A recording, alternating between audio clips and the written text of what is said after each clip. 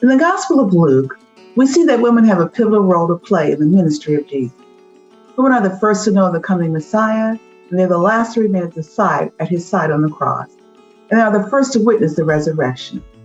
And yet, with a few exceptions like Mary, the mother of Jesus, and Mary Magdalene, we are often silent about the role that women play in ensuring that social justice prevails in their communities.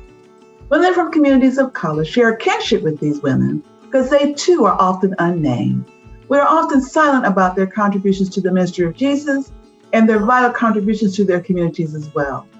When we recently celebrated the 100th anniversary of the passage of the 19th Amendment that gave women the right to vote, we applauded the contributions of Susan B. Anthony and Elizabeth Cady Stanton, but were curiously silent about the contributions made by Harriet Tubman, Sojourner Truth, and Ida B. Wells.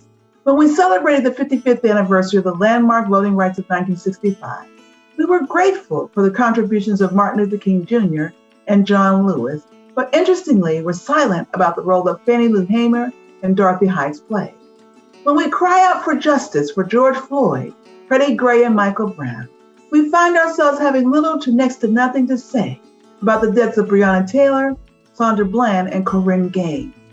When we are silent about the women of color who have also fought so hard to exercise their right to vote, when we turn a blind eye and a deaf ear to the struggles of women of color who fight so hard to ensure the welfare of the entire community, we are in danger of being entrapped and ensnared by the sound of silence. What does the sound of silence sound like? Shh, listen, can't you hear it? The sound of silence sounds like the dismantling of the reproductive rights of women. Shh, can you hear it? The sound of silence sounds like turning back the clock on marriage equality and the rights of our LGBTQ plus siblings to live authentically. Shh, can't you hear it? The sound of silence sounds like Black lives don't really matter. Shh, can't you hear it? The sound of silence sounds like declaring in advance that the vote is rigged before the first ballot is even cast. What can we do to make sure our voices are not silent, that we don't succumb to the sound of silence? As the most loyal bloc of voters of any racial ethnic group, Black women can and will once again mobilize and galvanize their communities to make sure we don't lose our rights to vote. At the Beloved Community Church in Accokeek, Maryland, we make sure that our community knows the local election dates and deadlines.